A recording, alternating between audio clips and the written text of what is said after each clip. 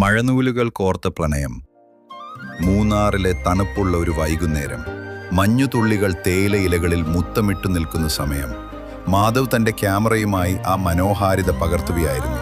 അപ്പോഴാണ് ഒരു മഞ്ഞക്കുടയ്ക്ക് താഴെ മഴ ആസ്വദിച്ച് നടന്നു വരുന്ന മീരയെ അവൻ കണ്ടത്. ആദ്യ കാഴ്ചയിൽ തന്നെ അവളുടെ കണ്ണുകളിലെ തിളക്കം ആ കുന്നിൻപുറത്തേക്കാൾ മനോഹരമാണെന്ന് മാധവിന് തോന്നി. അറിയാതെ തന്നെ അവൻ്റെ ക്യാമറ ലെൻസ് അവൾക്കു നേരെ തിരിഞ്ഞു. പെട്ടെന്ന് ആഞ്ഞു വീശിയ കാറ്റിൽ അവളുടെ കുട ദൂരേക്ക് തെറിച്ചുപോയി.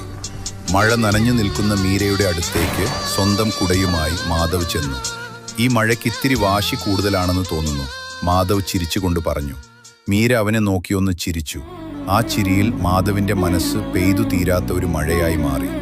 പറയാതെ പറഞ്ഞ കാര്യങ്ങൾ പിന്നീടുള്ള ദിവസങ്ങളിൽ അവർ ഒരുപാട് സംസാരിച്ചു. മാധവ് അവളോട് തൻ്റെ യാത്രകളെക്കുറിച്ച് പറഞ്ഞു. മീര താൻ വരയ്ക്കുന്ന ചിത്രങ്ങളെക്കുറിച്ചും അവയിലെ വർണ്ണങ്ങളെക്കുറിച്ചും വാചാലയായി. യാത്ര പറച്ചിൽ മീരയ്ക്ക് തിരികെ പോകേണ്ട ദിവസം വന്നു. ബസ് സ്റ്റാൻഡിൽ വെച്ച് മാധവ് അവൾക്കൊരു ചെറിയ സമ്മാനം നൽകി. അതൊരു കവറായിരുന്നു. അവൾ അത് തുറന്നു നോക്കി. അതിൽ അവൻ പകർത്തിയ അവളുടെ ചിത്രങ്ങളായിരുന്നു. ഏറ്റവും ഒടുവിലത്തെ ചിത്രത്തിന് താഴെ അവൻ ഇങ്ങനെ കുറിച്ചു: നമുക്കൊന്നിച്ച് നനയാൻ ഇനിയും ഒരുപാട് മഴക്കാലങ്ങൾ ബാക്കിയുണ്ട്, കാത്തിരിക്കട്ടെ ഞാൻ. മീരയുടെ കണ്ണുകൾ നിറഞ്ഞു. അവൾ ബസ്സിൽ കയറി ജനാലയ്ക്കിൽ ഇരുന്നു കൊണ്ട് മാധവിനെ നോക്കി.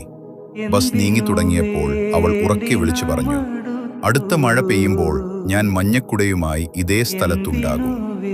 മാധവ് പുഞ്ചിരിയോടെ നോക്കി നിന്നു. മൂന്നാറിലെ ആ മഞ്ഞിൽ അവരുടെ പ്രണയം ഒരു മനോഹരമായ കവിത പോലെ പെയ്തുകൊണ്ടേയിരുന്നു.